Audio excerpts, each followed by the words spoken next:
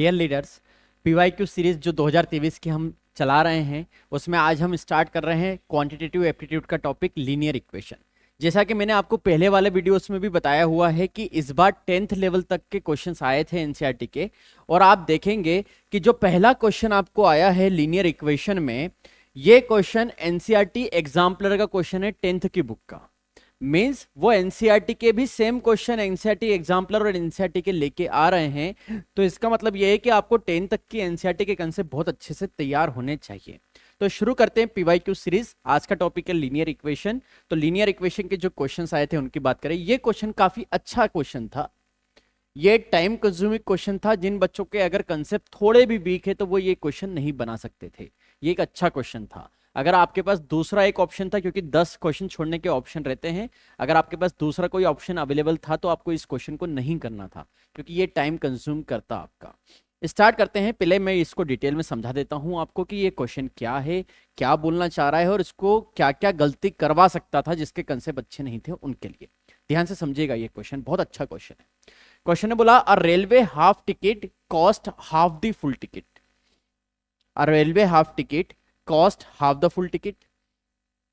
अगर half ticket लूंगा तो उसकी कॉस्ट क्या आएगी? हाफ फुल टिकट के हाफ के बराबर आएगी। However the reservation charges for all the ticket is constant.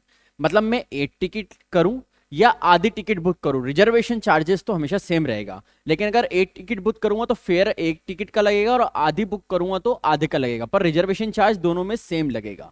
ये बोलना चाह रहा है पहली लाइन। लोग ये पहली लाइन ध्यान से नहीं पढ़ते और उसमें एक गलती करते हैं जो सॉल्यूशन में अभी आपको समझ में आएगी। One full reserve ticket for a journey is 525 rupees. फिर उन्होंने बोला cost of one full and one half.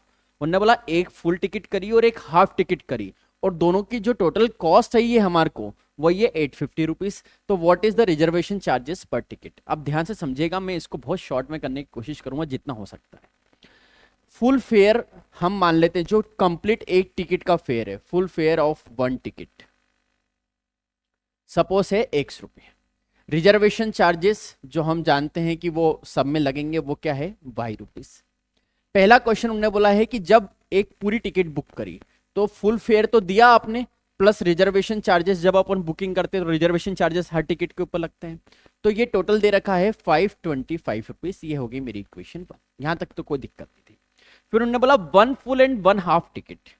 One full ticket करी तो वो X प्लस वाई में हुई, और वन हाफ टिकट करी तो उन्होंने बोला था ना फुल फेयर का आधा रुपए लगेगा, पर इसमें भी रिजर्वेशन चार्जेस तो जुड़ेगा ना बच्चों।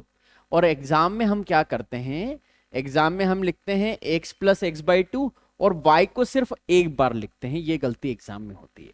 इसलिए ये जो शब्द था ना यहां से लेके यहां तक का, ये पहली लाइन बहुत इंपॉर्टेंट थी, क्योंकि पहली लाइन में उन्होंने दोनों चीजों के बारे में बात करी है कि अगर मैं फुल के बदले हाफ करूंगा तो हाफ पैसा लगेगा और रिजर्वेशन चार्जेस सेम लगेंगे, हाफ करूं या फुल लग। तो आपको हाफ में भी रिजर्वेशन चार्जेस वाई लगेंगे और फुल में भी रिजर्वेशन चार्जेस वाई लगेंगे। कुछ यहाँ पे y/2 लिखते हैं, कुछ यहाँ पे y लिखते ही नहीं। ये एग्जाम में गलती होती है। ये एनसीईआरटी एग्जाम्पलर का अच्छा क्वेश्चन माना जाता है 10th बोर्ड एग्जाम के लिए। ठीक है, तो बस अब क्वेश्चन खत्म हो गया। अब थोड़ा सा चीजों को सीखिए कि कैसे डायरेक्टली कर सकते हैं ना, थोड़ा सा मैं आपको सिखा देता हूं ताकि कैलकुलेशन में टाइम कम वेस्ट हो। देखो y और y मिलके तो क्या बन गया बच्चा? 2y। x plus x by to मिलके कितना बना? 3x/2। एक स्टेप ज्यादा कर रहा हूं आपके लिए। अब आपको क्या करना है? एलसीएम करना है। तो आप एलसीएम में ज्यादा दिमाग मत लगाओ। डिवाइड में यहाँ 2 है, यहाँ 1 है, यहाँ 1 है। तो जो डिवाइड होता है, अगर उस नंबर से मैं पूरी इक्वेशन को मल्टीप्लाई कर दूं तो फ्रैक्शन गायब हो जाता है, और यही मेरा कंसेप्ट होता है एलसीएम का।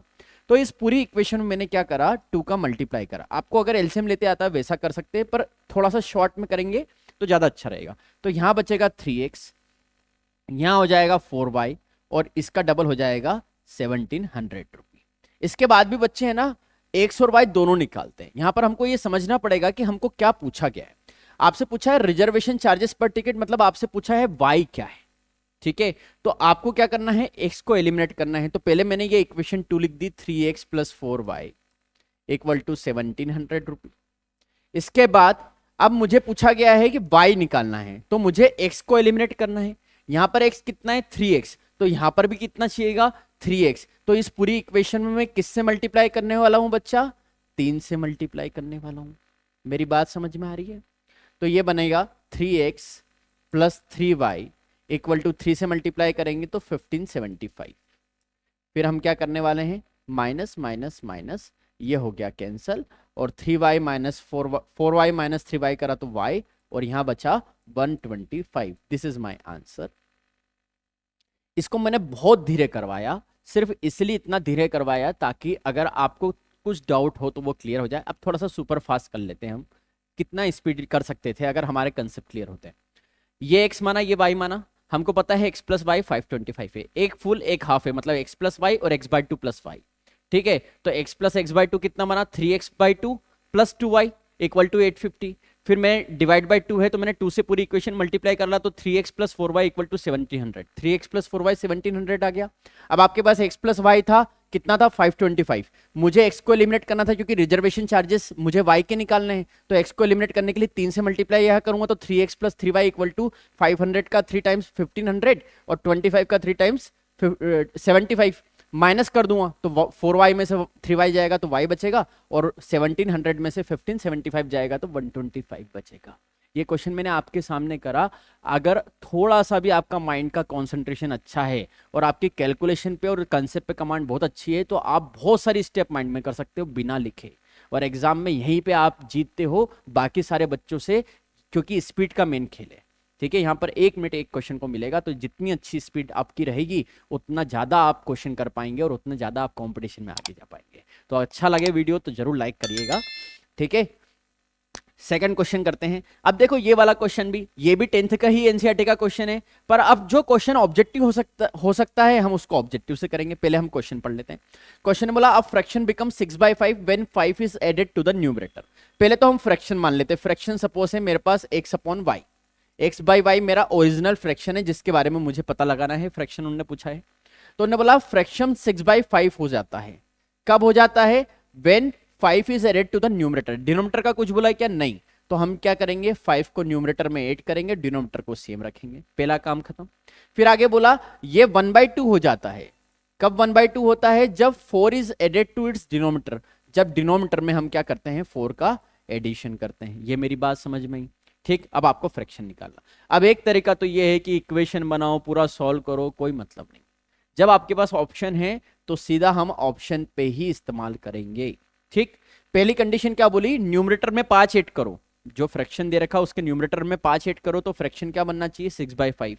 लेट अस चेक, मैंने इसमें 5 ऐड करा तो क्या हुआ 13/9। 13/9 6/5 के बराबर है क्या 9। यहां पर मैंने 5 ऐड करा, कितना हुआ 12/10।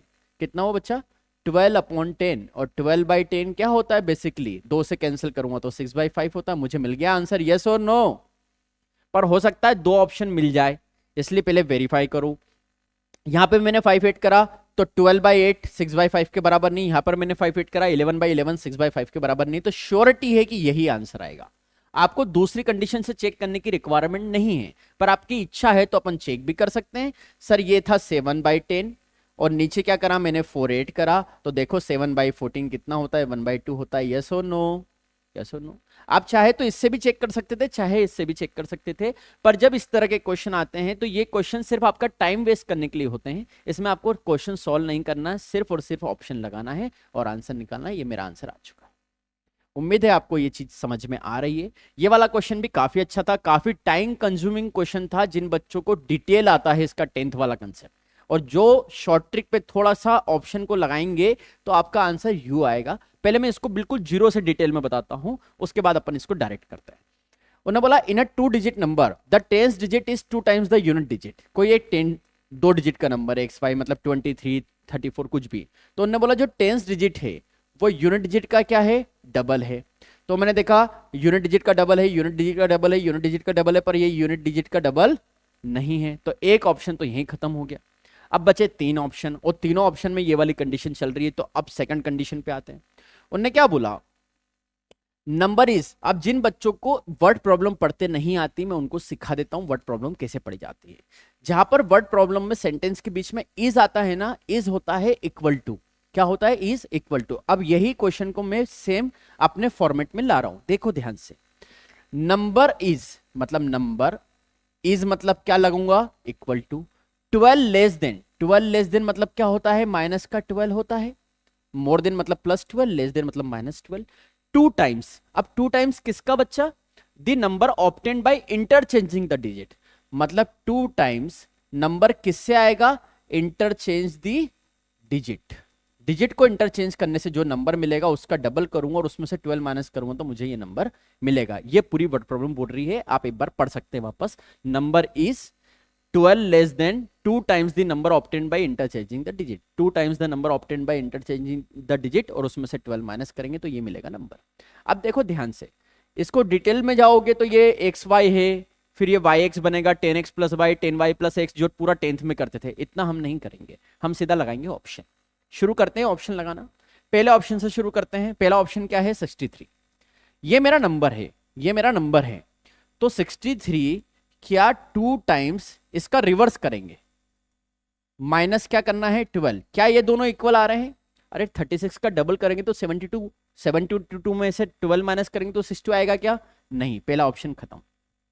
दूसरा 42, अब 42 किसके बराबर होना चाहिए, 2 टाइम्स इस नंबर का क्या करना है, इंटरचेंज करना डिजिट्स को, मतलब 24 माइनस 12, अब 24 इंटू 2 होता है 48, 48 में से 12 माइनस करेंगे तो क्या 42 के बराबर आएगा, नहीं, तो फिर हमारे पास ऑप्शन क्या बचा, एक ही ऑप्शन बचा, क्योंकि ये दो तो कैंसिल हो चुके हैं। फिर भी आप चाहे तो चेक कर सकते हैं, 84 को हम चेक करना चाह रहे हैं तो 84 क्या लिखेंगे, 2 इंटू 48 माइनस 12, 48 टू जो होता है 96, 96 माइनस 12 होता है 84, this is my answer.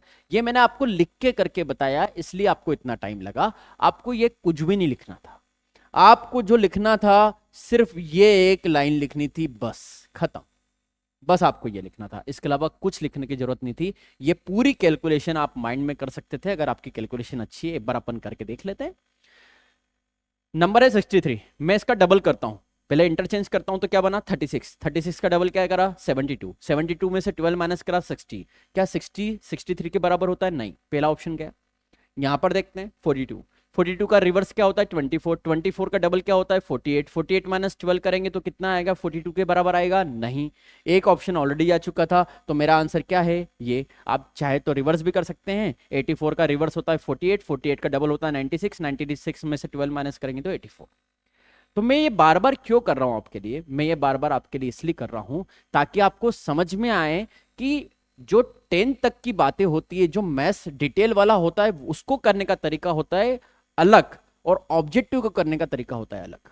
Objective में जितनी कैलकुलेशन आप माइंड में कर सकते हैं, जितनी स्टेप आप माइंड में कर सकते हो, उतने सेकंड्स आप बचाएंगे लिखने के, और उतनी जल्दी आप आंसर देंगे, और यही कंपटीशन है, यहीं पे आप जीतते हैं। इसलिए मेरे बच्चे हर साल रैंक जनरेट करते हैं, जिनके रिजल्ट्स आप देख सकते हैं कि मैं जब से सीयूटी पढ़ा रहा हूं कंटिन्यूस में सीयूटी में रैंक जनरेट कर रहा हूं, हर साल रैंक जनरेट कर रहा हूं। तो उसका लॉजिक यही है, क्योंकि मैं उनकी स्पीड इतनी मेंटेन करता हूं, इतनी उनकी प्रैक्टिस कराता हूं, इतना उनका माइंडसेट डेवलप करता हूं, ताकि, और ये ऐसा नहीं है कि वो बच्चे मैथ्स बैकग्राउंड के, जो जनरल टेस्ट वाले मैक्सिमम बच्चे होते हैं वो कॉमर्स बैकग्राउंड से होते हैं, तो कॉमर्स बैकग्राउंड वाले बच्चों का वैसे भी मैथ्स उतना अच्छा नहीं होता, इसलिए वो कॉमर्स में आते हैं, पर उन बच्चों की भी रैंक लग रही है। उसका लॉजिक ये है क्योंकि मेरा डिटेल्ड क्लासरूम बिल्कुल एक कंसेप्चुअल प्रोग्राम है। इसलिए अगर आप 2024 की सीयूटी की प्रिपरेशन कर रहे हैं या करना चाहते हैं तो ऑनलाइन प्लस ऑफलाइन सीयूटी की मेरी बैचेस अवेलेबल है, तो आप चाहे तो मुझसे कनेक्ट कर सकते हैं। वीडियो अच्छा लगा तो कमेंट करके मुझे मैसेज करके जरूर बताइए, और लाइक जरूर करिए, और शेयर उन सारे बच्चों से जरूर करिएगा जो सीयूटी 2024 की प्रिपरेशन कर रहे हैं। अगर वो मुझसे नहीं भी पढ़ रहे हैं तब भी ये प्रीवियस ईयर से देख के वो शॉर्ट ट्रिक सीख सकते हैं, और उसको अप्लाई करके वो भी एक अच्छी रैंक जनरेट कर सकते हैं। So thank you so much for watching.